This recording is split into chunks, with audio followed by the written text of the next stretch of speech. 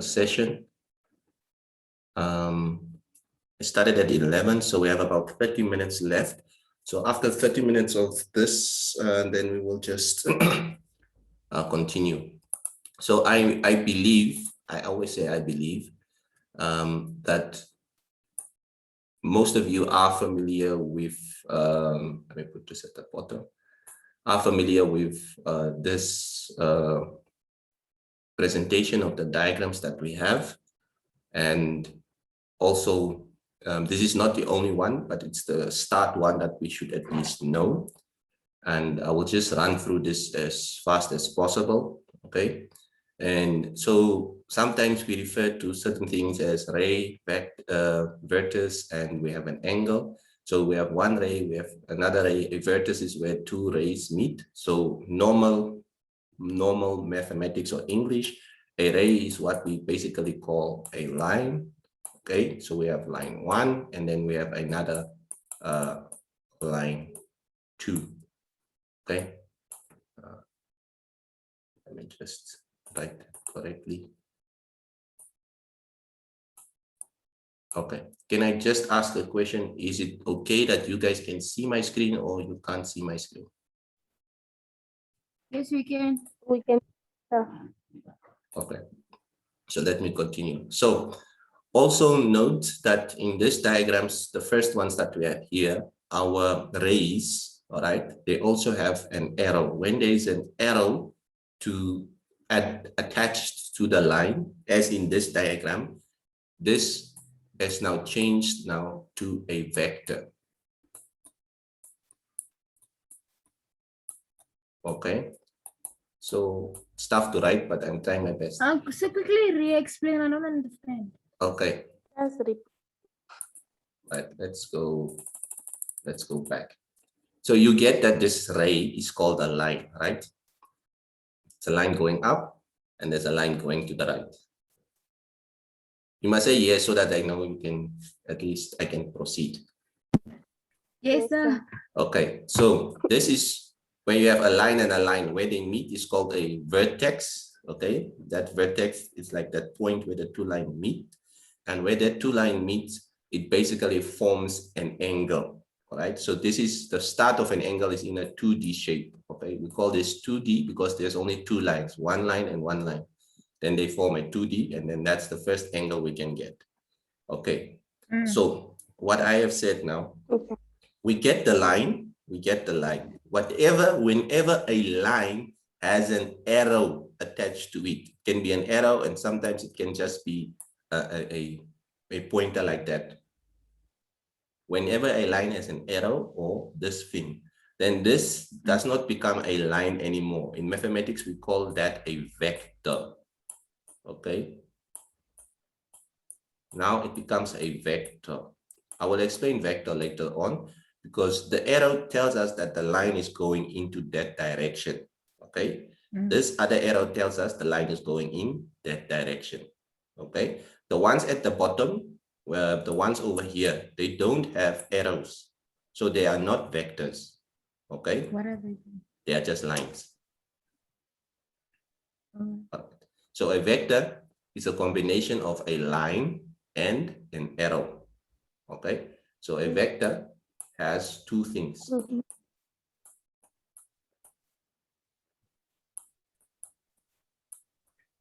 A vector, it must be a line, yeah.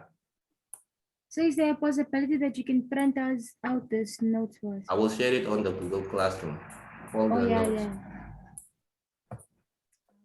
So I'm explaining to you in this way because of the images, but when we do a vector later on, you will see that vector has a size and direction. So the line will change to size, the arrow will change to direction. That's basically how we will just define it later on.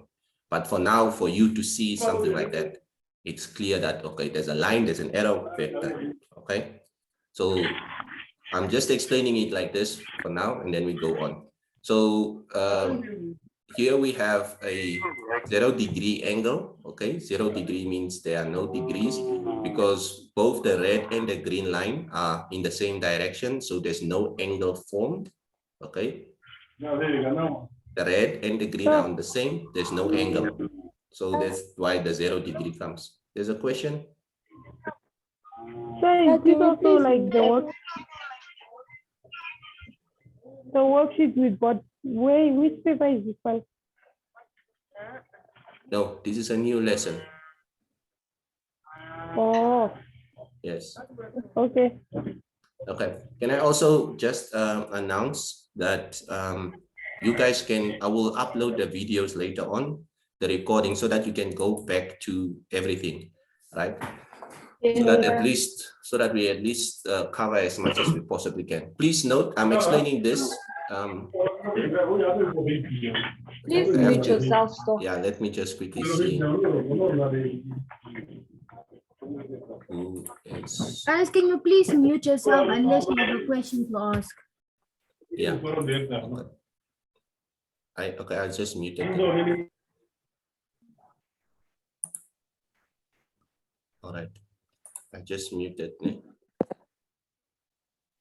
So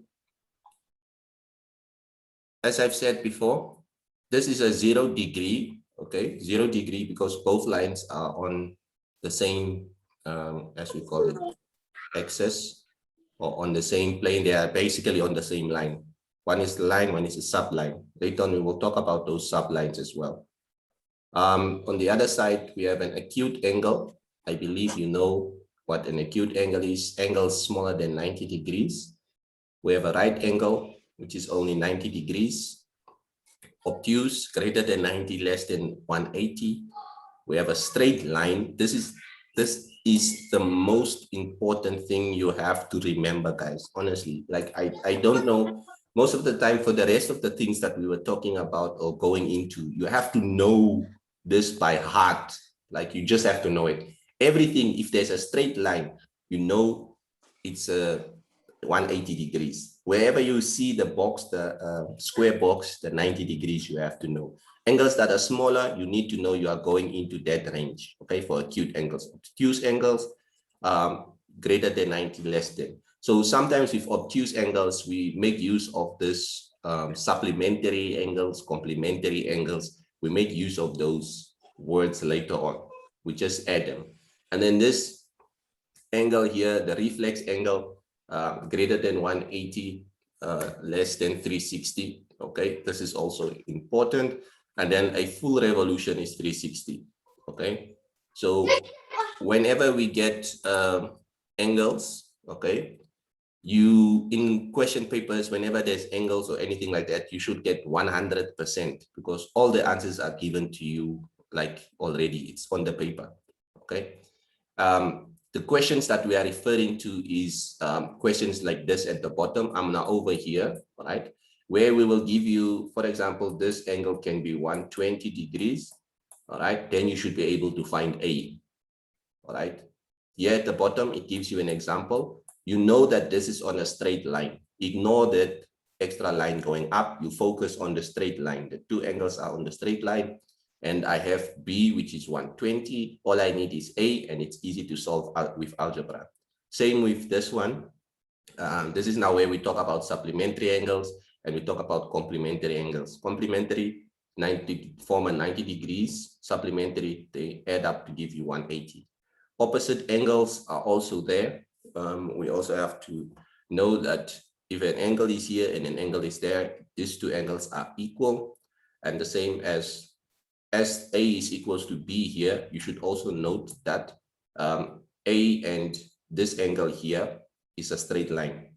So sometimes we ask you A and B, but we only give you here, for example, and say this is a 30-degree angle. Please find A and find B. So you have to know in these examples that, okay, if this is 30, this will be 180 minus 30, and that will be 150, all right? So this will be 150 because this plus this must give me 180. Same with this one, it will be 150, okay? Because this and this still makes a straight line. So 30 plus this gives us 180, and then that goes on like that. And then we have adjacent angles or angles that are here. I think we played around with some of the angles when we did the circle theory. But you also need to know how we tackle some of these angles here, okay?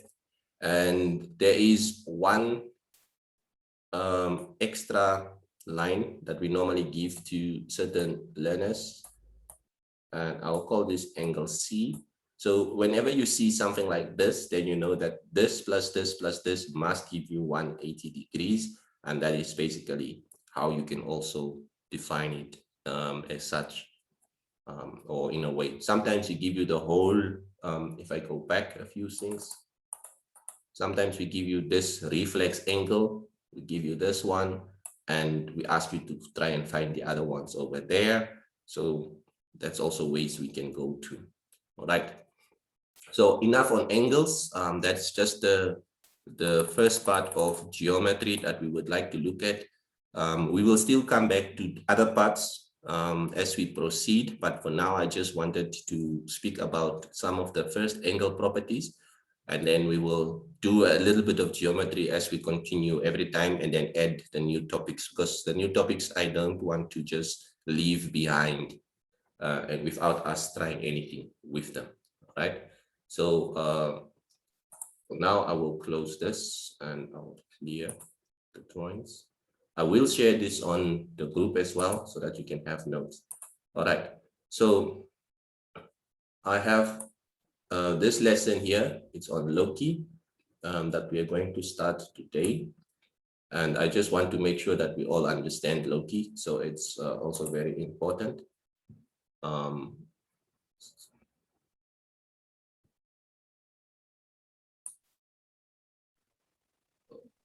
Just gonna So move. someone said your phone disappeared, right? Someone said you cannot hear. But you can hear, the rest of you can hear me. So then it's on that person's side.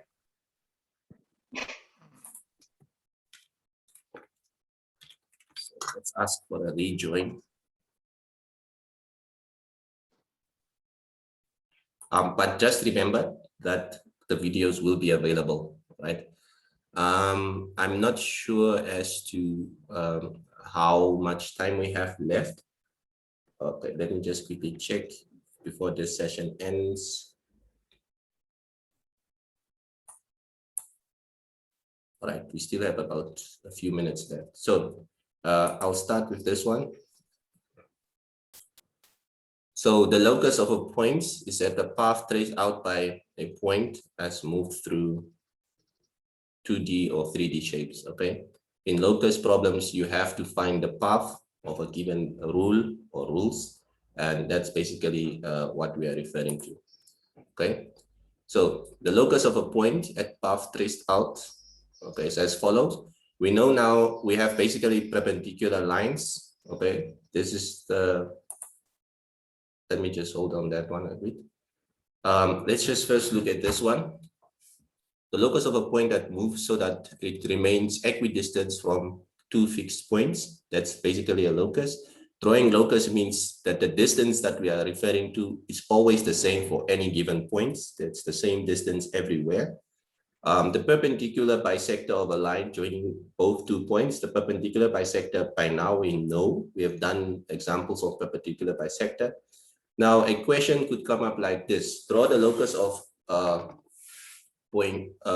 the points that remain equidistant from point A and point B. Okay, so if you have to draw a locus, that means join the points first with a straight line. It's like one of the questions we did last time where we had to join point A to point B to first find out that is now the line that joins point A to point B. You have to draw it in.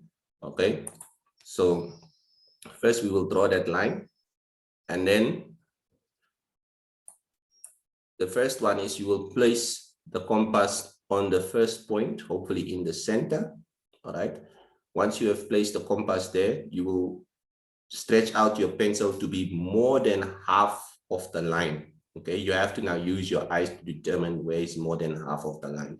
So once you stretch it out to that place, okay, you will start to draw a small arc. It's like a small arc of a circle, not a big one, that is over the middle, that goes into the other side of B and also to A on this side, and you will draw it on the other side at the bottom. All right, and you should not move You should not resize it or close it. You should keep the compass the same at all the time. It should not be moved, okay? So that's the first one we will draw. Then we will place it on B and do the same thing without changing anything, all right? Without changing anything. So if the line, if the compass, the distance of the compass that you've opened up is the same, then it should make a cross. It should cross this one. You should not move it. If you move it, then it will not be correct, okay? When you start with one measurement, stick throughout. So you do another one on top and another one at the bottom, like that. So once that is done, where the two lines meet, there is a point, okay? That's a point, and this is a point. So we will join those 2 points together and try to make the line as long as possible. And that will be basically the 90 degrees that we form, okay? So the locus of a point that moves so that it remains equidistant from 2 fixed lines as shown. So sometimes we don't ask you equidistance, we just ask you draw the locus of this angle over here so that we can now at least know, all right, where is the middle part of this angle. And that is what we will look at now, how we will join this one. All right, this also works for triangles. Sometimes we join point, let me just draw it in. Sometimes we join point C and B together, right? This can be in a question. You ignore that point and you focus on the one that we want you to draw, okay? So the one we want you to draw is there. And normally you will notice that once you draw in this line over here, at some cases, it will be the midpoint of BC, right? So that's sometimes how it will work. Sometimes it's not going to work. So it's not always a guarantee, right? So let's first see. So in this time, how we draw it, we place the compass at point A. So at point A, we will draw a type of an arc over here. I'm just gonna show you how we're going to draw. Once you place the compass at A, you will draw a small arc over here, and there's another small arc over here. Same, you don't change the compass, you keep it the same. Once you have drawn those small arcs over there, then we will go to the next step. So I'll just let it play out so that we can at least see the steps that we have. Okay. So you can see the way I drew it was just make small marks. You don't remove any of the marks ever. When you are doing locus, all the marks must remain. Don't rub it out.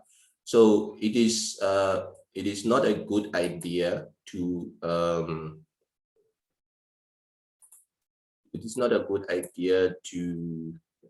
me just do what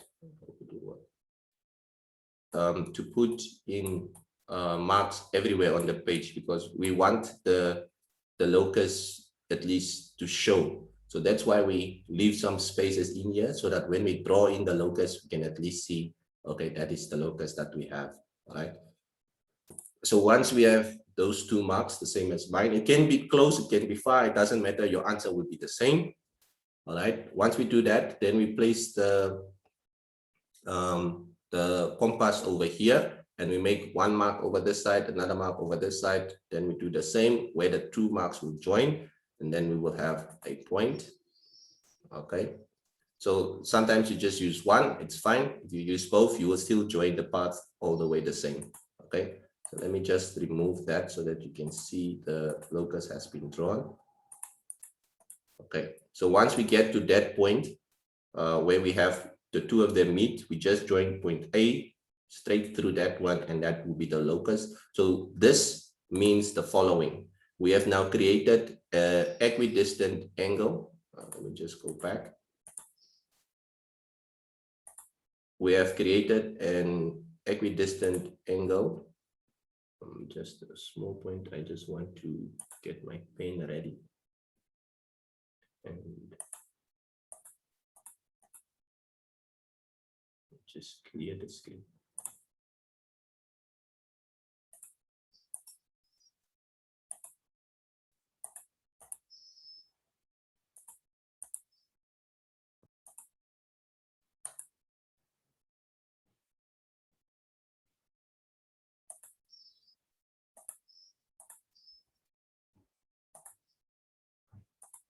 I went a bit too fast.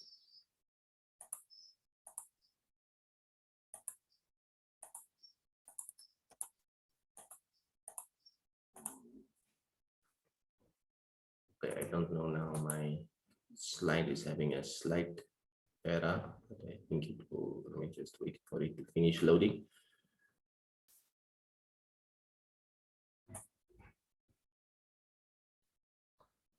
So it's very difficult to teach these things without doing it practically on the piece of paper. But we hope that you guys are following as I'm also talking about whatever it is. So this is unautomated, so it gives me a few minutes just to talk about everything. But I want to go back to that final point. Okay. But okay, it's not playing, so let's just try and see if we can continue with this one over here. All right, so the locus of a point by tracing it both, right? This is now the next one. Let's see. It's not playing. Okay. So this is one of the most common locus that we will ask you to do. And this is all the, let me just go back so I can just pause it when it's finished. So the locus here, this point means that all the lines, all these points, all the line that we will draw is the same distance from B to there as from A to there. This is now trying to draw a circle that is the same distance everywhere. If you take your ruler, this doesn't have a ruler, but if you take your ruler and you measure from this line to that point, okay, not white, but rather pink, from this line to that point over there is the same distance from this to there. So all these points are equidistant from A and B everywhere. And this is the end result of locus. If we can draw something like this, then we fully understand the locus. So it surrounds all the points of the line at the same distance everywhere. There's no place that the line is not the same, okay? That is what it basically means. Okay. I'm gonna clear this because it's gonna go to the next one. So this one is how it ends. All the lines are the same. And now we start with the construction, how we are supposed to do it, okay? So draw the locus of a point. Okay, so first we have to draw two parallel lines, okay? That is the same distance. The parallel lines do not exceed point A and do not exceed point B. So this line over here, if I have to measure it, this line over here is the same distance as this line over here. Okay, I'm now just moving differently so that you can see. So that's the first thing that we have covered. Okay, so the hardest part will be to draw the circle curve that we have. But from here on, if you can draw two parallel lines that does not exceed, sometimes we allow learners to a little bit go over so that you can have that space, and then we will rub out that excess one later on if we need it to be there. Okay, so once that is done, then all we need to do is you take the distance of where the line has stopped, and I have to put that in a color. Let me just make the pen a little bit big. We stopped here when we drew the two parallel lines over here, right? Then you take your compass, you can start at A or B, wherever you start. The other point was there, okay? Measure one point, the sharp point is on the end of the point. The pencil is at the start of the parallel line or the end of the parallel line that we drew. And then you just nicely draw a curved half circle there. It will join the 2 points. If the 2 points don't join, then these two lines are not equidistant from each other, okay? Then we do the same thing without moving the size of the compass or the length of the compass. We do the same thing there. We join these 2 points, and there we have it. So as I've said before, sometimes we allow learners to go a little bit out. So if you are out, then just remove those excess lines over there, and then everything will be fine. Is that clear?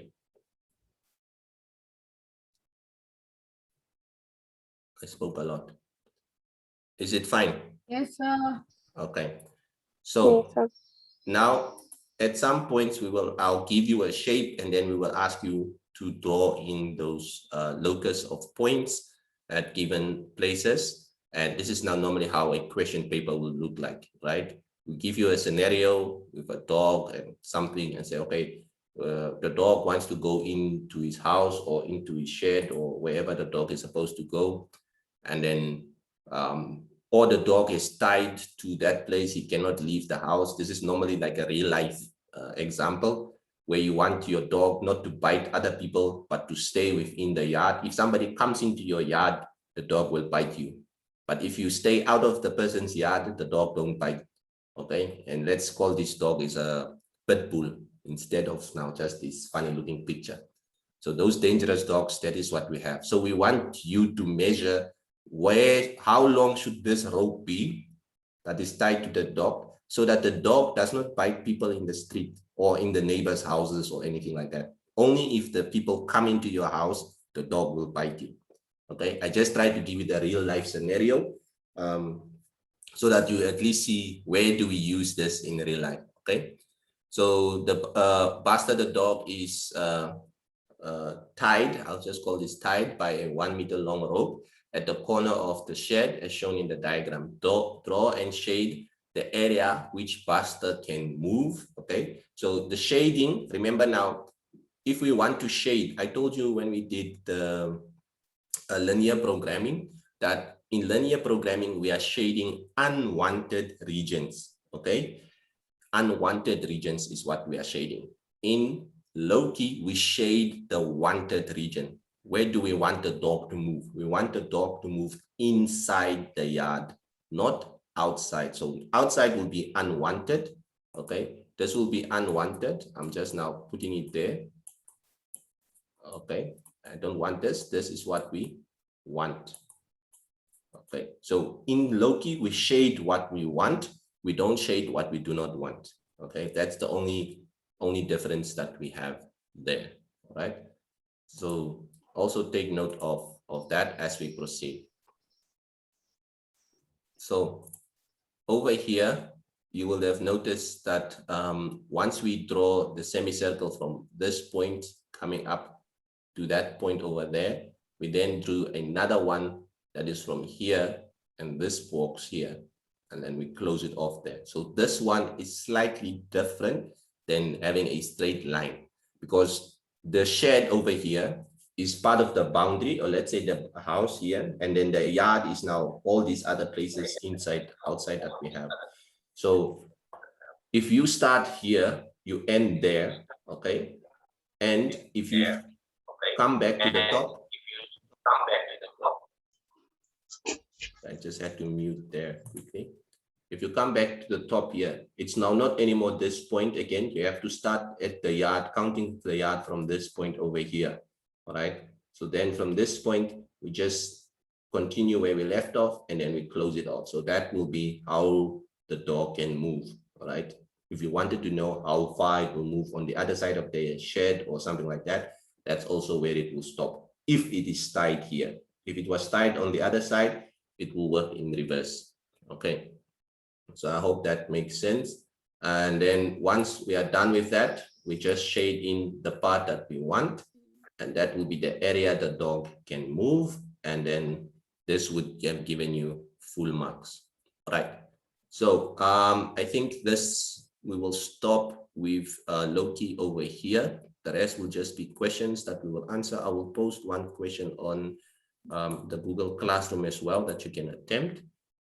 So let us log off and log in for the next part of the session, because I think our time is now up.